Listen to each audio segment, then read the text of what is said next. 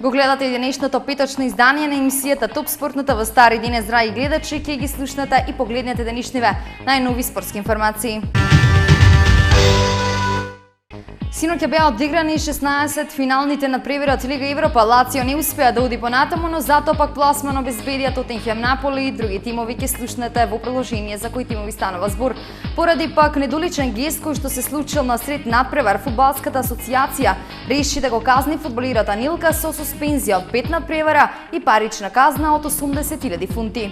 Во текот на вчерашниот ден беа одиграни реванш надпреварите во 16-тото финале во второто по ранг европско клубско надпреварување Лига Европа. Фудбалерите на Јувентус рутински славеа против Трабзонспор и бјанконерите како и на првиот меч, така и вчера триумфираа со 2:0, а стрелци на головите беа Освалдо и Видал. Во осмина финалето сега следува италијански дуел Јувентус против Фиорентина. Екипата од Тоскана славеше со 3:1 на првиот надпревар против Есберг, па вчера 1:1 беше сосема доволно за пласман во осмина финалето. Голем пресврт направија фудбалерите пак на Тотенхем, кои загубија од Днипро со 1:0 на првиот надпревар, а вчера на White Hart Lane исто така губеа со 1:0. Напаѓачот на Вест Бромвич Албион Николас Анилка драстично е казнет од страна на ЕФА поради антисемистичките гестикулации. Дисциплинската комисија го казни французинот со суспензија на 5 мечи 80.000 фунти поради непримерниот гест на мечот против Вест Хем во декември минатата година. Анилка по постигнатиот гол ја испружил десната рака, а потоа преку неа ја ставил левата со испружена дланка. Таков поздрав се нарекува ла куинеле, кој во Франција се користи како свртен нацистички поздрав и една од целите е да се навредат француските евреи. Синоќа беа одиграни надпреварите од НБА лигата. Леброн Џејмс по месец дена повторно се врати на паркетот и славеше победа со својот тим против Никси. Ракометниот тим пак на Мителбург загубија тимот на Никсе во надпревар од ЦСКА лигата, а ракометниот тим на Динамо Минск е пред банкрот поради недостаток на финансиски средства. И за крај Енди Маре обезбеди пласман понатаму на АТП турнирот во Акапулко. Леброн Џејмс изгледаше застрашувачки со црната маска која носеше бидејќи заработи скршеница на носот против Оклахома, но сепак по пауза од еден меч се врати на теренот, постигнувајќи 31 поен во победата на Мајами од 108:82 над Никси. По 3 продолженија Вашингтон славеше во Торонто со 134:129, додека Индијана за малку ќе прокоцкаше 17 поени предност против Милвоки, но сепак на крајот триумфираше со 101:96 и за крај Ници ја прекинаа лошата традиција од 6 последователни порази на гостувањето кај Нагетси се убедлив триумф од 112:89. Македонскиот ракометен вице-шампион Металург дополнително ја искомплицира ситуацијата за настап на Final Four турнирот во регионалната СЕКА лига, откако го претрпе третиот пораз со војпат на гостувањето кај Никсе со 27:23. Нови надпревар тимот од автокоманда настапи без Павел Атман и Ренато Вугринец. Металург моментално има 25 бодови и е на петото место на табелата за Брис Мешков, тимот со кој ќе биде во битка за последното место кое води на завршниот турнир. Ракометниот првак на Белорусија Динамо од Минск во четвртокот објави дека поради недостаток на финансиски средства престанал со работа.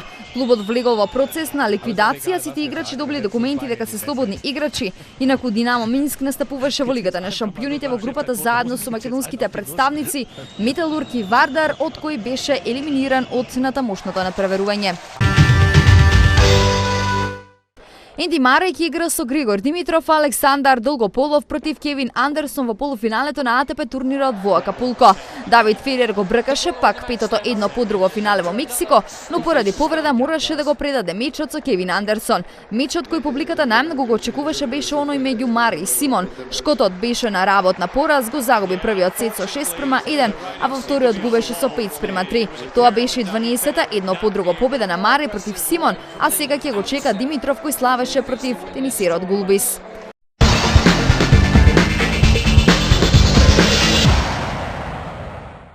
Во рубриката Спортски легенди денес ќе се запознаваме малку повеќе со поранешниот светски шампион во бокс Џозеф Фрейзер, кој во 2011 година починал од рак. Джозеф Вилијам Фрейзер е познат како Динамитот Џо, е роден на 12 јануари 1944 година во Јужна Каролина, а починал на 7 ноември 2011 во Филаделфија, Пенсилванија и е поранешен олимписки светски шампион во бокс, активен најмногу од уцните 1960-тите се до средината на 70-тите години. Инаку Джозеф Фрейзер бил популарен шампион, представувајќи се во многу луѓе во холивудските филмови, а професионално можеби е најпознат по неговата трилогија на борби во шампионатот во тешка категорија со Мухамед Али, каде што едниот или другиот го предизвикувале тогашниот собственик на титулата, резултирајќи со драматични незаборавни мечеви. Фрейзер инаку имал собствен стил на боксување, зависно од текот на борбата бил познат по силниот удар. Тој можеби е најпознат по неговите опасни задевања, а спроведувајќи се со стилот на Мухамед Али, тој бил многу блиску до идеалниот професионален боксер, што некои во медиумите ги карактеризирале борбите како одговор на класичното прашање што се случува кога боксерот ќе се сретне со силеџија. Инаку Джозеф Вилијам Фрейзер починал на 7 ноември 2011 година од рак на црниот дроб. Ви посакувам да имате убав остаток од денот. Тоа беа денешните најнови спортски информации кои што ги погледнавте во денешното најново издание на емисијата Топ Спорт на ТВ Стар. Довидување. El riesgo puede que valga la pena. Independiente está perdiendo. Piri Salves, el Pulga.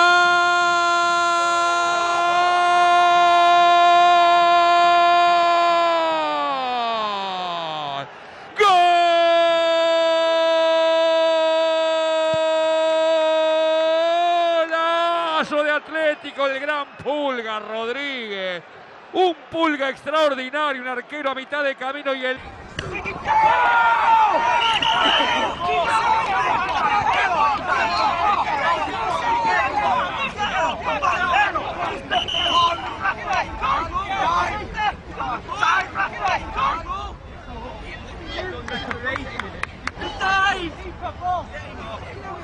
Nice!